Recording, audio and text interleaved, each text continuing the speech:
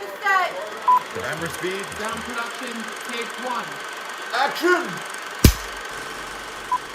Welcome to the Film Buff Podcast. Guys, I'm Peter A. DeLuca here, coming to you from Philadelphia, PA, the city of cities, the world of worlds. And I'm obsessive. I watch movies. I work around movies. I love movies. I've been watching movies for so many years.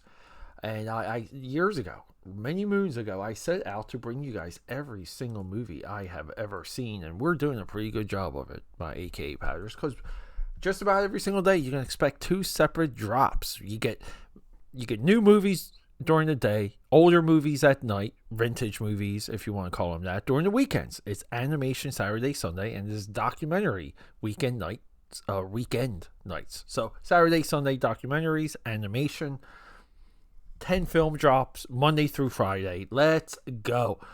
So when I do the best of lists, you can guarantee I can measure, which is a lot. We don't see a lot of that anymore. Now, sometimes some of these categories, in my view, like let's just take comedy, and we're not doing best actor or best actress either. I'm just doing genres because I think that's fair. So we watch a lot of movies, and we love movies. I've seen this movie about 4 times. I saw it twice in theaters, twice since it hit streaming. So I saw it with my good buddy Mark, who absolutely loves all action movies. A perfect audience member. And Mark's been on the podcast. So, Mark the Merc or Mark the Mouth. I forget his moniker. Scroll through. He will be in like the 20s and the 30s. Or you can just go to akapad.com. Go under talk, and he's at the bottom of that page. He's one of the contributors. You can just click on his picture and see all his episodes and see the other contributors as well. So this movie was, you want to say this one and the previous Mission Impossible, Dead Reckoning and Final Reckoning, that they were expecting both of these movies to make $1 billion, and maybe even this final one being $1.2 billion, $1.3 billion. I think the hopes and dreams and the projections were lofty. And my one major criticism of this movie is the nemesis, the villain, the AI, the glowing eye, the entity, as they call it. It's faceless too much. And in previous films, they like in The Matrix, they put like a face to the machine, and they even did that like with Armin Zola and Captain America, Winter Soldier.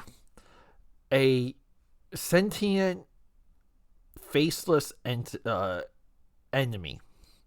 It's a tough, hard sell. And there's a little bit of time between these last 2 movies that doesn't quite get over. And then we have Luther and his illness and his death. That doesn't quite land either. So we have this like emotional shift to where we take the digital world that we love in Mission Impossible, and we slowly turn the world into analog. So we go from like dark gunmetal gray, dark blues, cobalt blue, like this steel technology world, server rooms, wires, like all these things we're familiar with Mission Impossible. And we slowly turn this color dial, and everything becomes yellow, orange, and brown. And the tone shifts. And then all of a sudden, we have Ethan Hunt, Tom Cruise, in leather gloves hanging from a airplane. Now, everything that I just told you, when I say something doesn't land with the audience, everything is explained and told in a expert, thrilling way. But with this movie, every time I went into it, I tried to understand what parts of it were not connecting with the audience, because me being like a fanboy of this franchise and of Tom Cruise, I'm a little bit, and McQuire, our writer, director, mastermind. There's things I'm going to accept and expect because I'm knee deep in all of this. But I try and see through like the eyes of the audience, and we have the sequence at the end, which is all over the posters. That one of the great action sequences of all time. We have the submarine sequence, one of the great sequences of all time. We have two sequences that will never be duplicated in any shape or form. Things that we have never seen or expected or could expect. And then we get the real dial in this movie that gets turned is this feeling of dread. And I want to say that's the other disconnect with the audience, where the audience didn't get the dread. And that's probably because they're jaded. It's probably because they're looking for death, and Luther's death wasn't good enough, or whatever. They didn't get sold well within the narrative. We want Ethan Hunt to do more flippy flips and more fighting. We want better supporting characters. We care less because we know this is the end. There's a lot of psychology that goes into what was this, like, we'll call it the distance between the film and the audience. But the way that they connected that, the veins of this movie that run into the original film is masterful, aggressive storytelling that just went over, and it's awesome. And it's wonderful seeing that this entity was kind of like there and pushing things from the very beginning.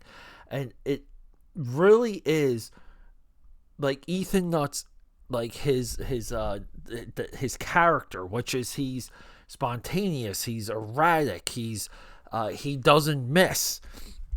And even if he does miss, he doesn't give up. And you're going to have to, like a little bit like Tom Brady or Patrick Mahomes as the clock is ticking. Like, you're going to have to beat these guys in more than one way.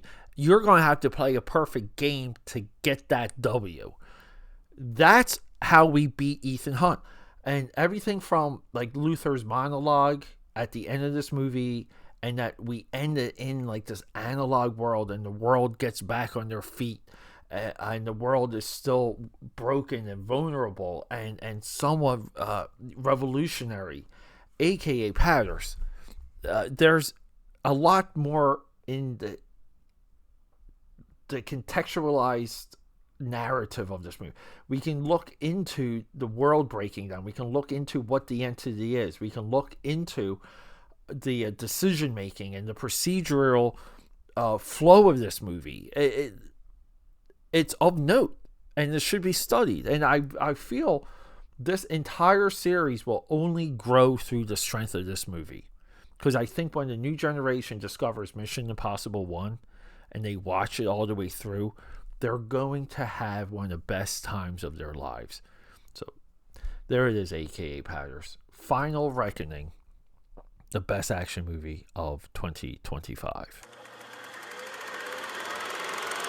Okay, that's a wrap.